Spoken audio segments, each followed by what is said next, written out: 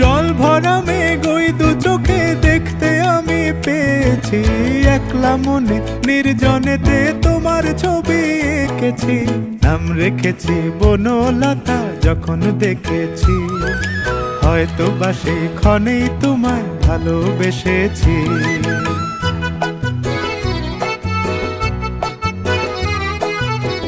বনলতা কথা হয়ো না গো কুণ্ঠিতা, বনলতা কথা হয়ো না গো কুণ্ঠিতা।